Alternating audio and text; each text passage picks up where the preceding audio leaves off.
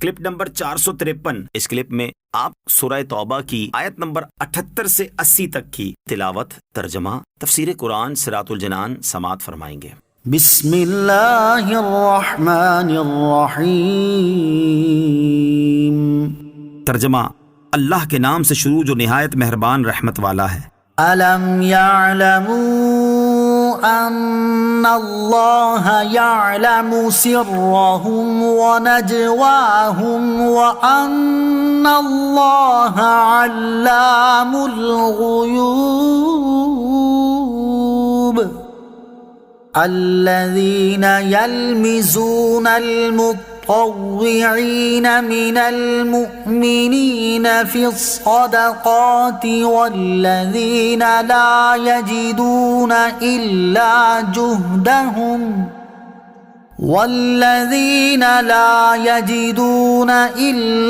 جهدهم فيسخرون منهم سخر اللہ منهم ولهم عذاب علیم۔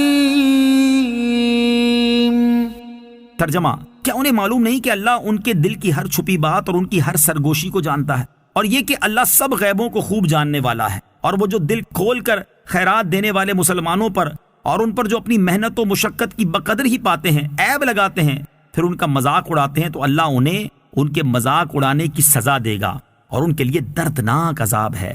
الم یعلموا، کیا انہیں معلوم نہیں تھا؟ یعنی ان منافقین کو معلوم تھا کہ اللہ تعالیٰ پر کچھ مخفی نہیں، وہ ان کے دلوں کی بات بھی جانتا ہے، اور جو آپس میں وہ ایک دوسرے سے کہیں وہ بھی جانتا ہے۔ اور جب اللہ عز و جل کی شان یہ ہے کہ وہ ہر چیز کو جانتا ہے، تو ان کا حال اللہ تعالیٰ سے کیسے مخفی رہ سکتا تھا؟ الذین یلمزون، وہ جو عیب لگاتے ہیں۔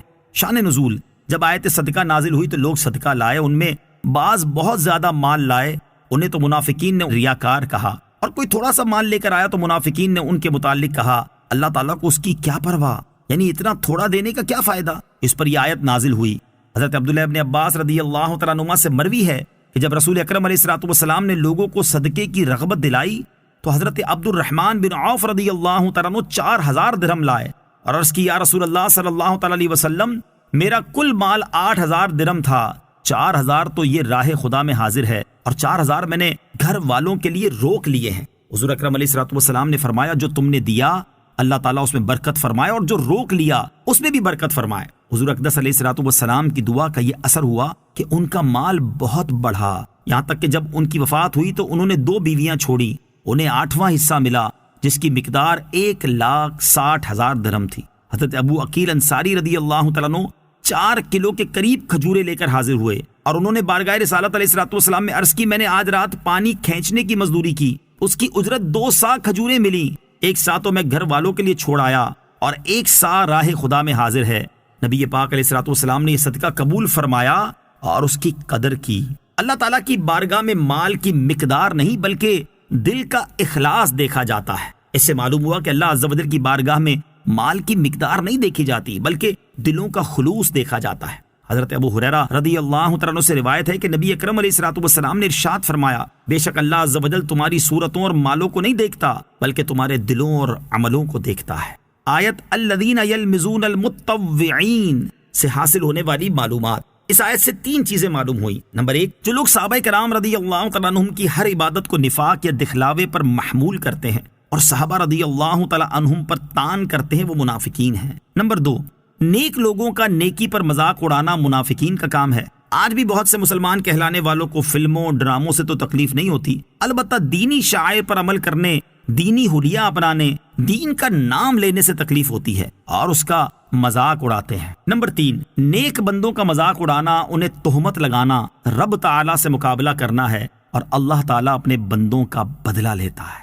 استغفر لهم او لا تستغفر لهم ان تستغفر لهم 70 مرة فلن يغفر الله لهم ذلك بأنهم كفروا بالله ورسوله واللہ لا یہدی القوم الفاسقین۔ ترجمہ: اے حبیب، تم ان کی مغفرت کی دعا مانگو یا نہ مانگو، اگر تم 70 بار بھی ان کی مغفرت طلب کرو گے تو اللہ ہرگز ان کی مغفرت نہیں فرمائے گا۔ یہ اس لیے کہ یہ اللہ اور اس کے رسول کے ساتھ کفر کیا کرتے تھے، اور اللہ فاسقوں کو ہدایت نہیں دیتا۔ استغفر لهم او لا تستغفر لهم، اے حبیب، تم ان کی مغفرت کی دعا مانگو یا نہ مانگو۔ شان نزول: اوپر کی آیتیں جب نازل ہوئیں اور منافقین کا نفاق کھل گیا اور مسلمانوں پر ظاہر ہو گیا تو منافقین سرکار دو عالم صلی اللہ تعالیٰ علیہ وسلم کی خدمت میں حاضر ہوئے اور آپ صلی اللہ تعالیٰ علیہ وسلم سے معذرت کر کے کہنے لگے کہ آپ ہمارے لیے استغفار کیجئے۔ اس پر یہ آیت نازل ہوئی اور فرمایا گیا کہ اللہ تعالیٰ ہرگز ان کی مغفرت نہ فرمائے گا چاہے آپ صلی اللہ تعالیٰ علیہ وسلم استغفار میں مبالغہ کریں۔ ذلك بأنهم كفروا بالله ورسوله، یہ اس لیے کہ اللہ اور اس کے رسول کے ساتھ کفر کیا کرتے تھے۔